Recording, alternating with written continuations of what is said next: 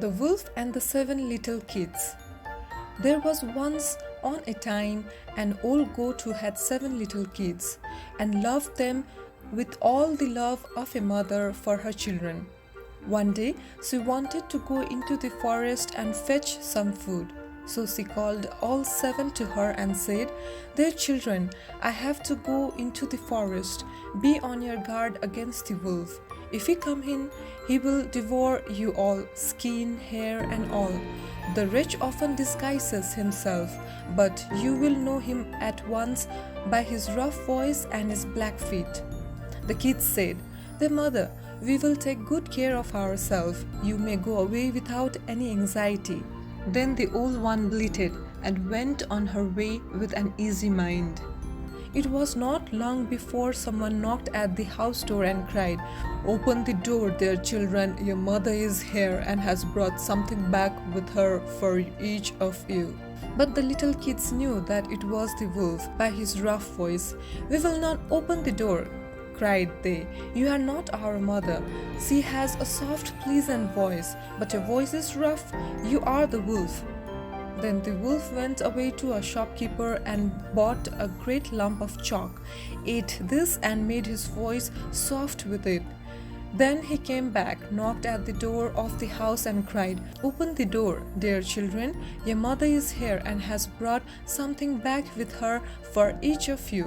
But the wolf had laid his black paws against the window, and the children saw them and cried, "We will not open the door. Our mother has not black feet like you. You are the wolf." Then the wolf ran to a baker and said, "I have hurt my feet. Rub some dough over them for me." And when the baker had rubbed his feet over, he ran to the miller and said, "Strew some white meal over my feet for me." The miller thought to himself, "The wolf wants to deceive someone," and refused. But the wolf said, "If you will not do it, I will devour you." Then the miller was afraid and made his paws white for him. Now the wretch went for the third time to the house door, knocked at it and said, "Open the door for me, children. Your dear little mother has come home and has brought every one of you something from the forest with her." The little kids cried, "First show us your paws, that we may know if you are our dear little mother." Then he put his paw in through the window, and when the kids saw that they were white, they believed all that he said and opened the door. But who should come in but the wolf? One sprang under the table, the second into the bed, the third into the stove, the fourth into the kitchen, the fifth into the cupboard, the sixth under the washing bowl, and the seventh into the clock case. But the wolf found them all and made no delay, but swallowed one after the other down his throat. The youngest in the clock case was the only one he did not find. When the wolf had satisfied his appetite, he took himself off, laid himself down under a tree in the green meadow outside, and began to sleep.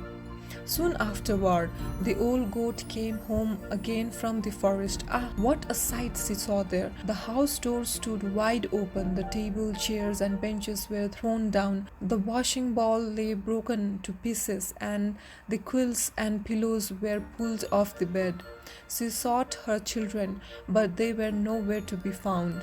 She called them one after another by name, but no one answered. At last, when she called against the youngest, a soft voice cried, "Dear mother, I am in the clock case."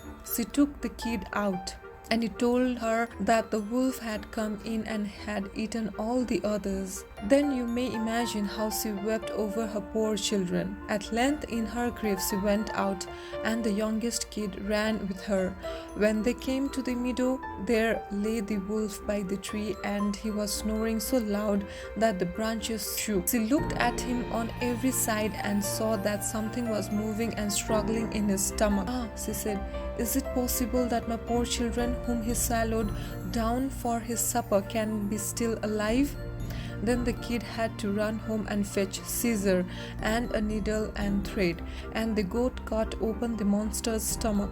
Hardly she had made one cut, then a little kid thrust its head out, and when she had cut farther, all 6 sprang out one after another, and were all still alive, and had suffered no hurt whatever, for in his greediness the monster had swallowed them whole. What rejoicing there was! They embraced their dear mother and jumped like a tailor at his wedding. The mother, however, said, "Now go and look for some big stones. We will fill the wicked beast's stomach with them while he is asleep."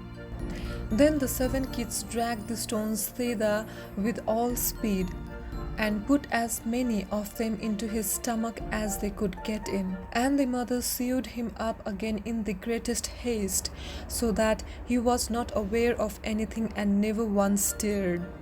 When the wolf had had his sleep out, he got on his legs, and as the stones in his stomach made him very thirsty, he wanted to go to a well to drink. But when he began to walk and to move about, the stones in his stomach knocked against each other and rattled. Then cried he, "What rumbles and tumbles against my poor bones? I thought that's 6 kids, but it's only big stones." And when he got to the well and stooped over the water and was just about to drink, the heavy stones made him fall in. There was no help for it, but he had to drown miserably. When the 7 kids saw that, they came running to the spot and cried aloud, "The wolf is dead! The wolf is dead!" and danced for joy round about the well with her mother.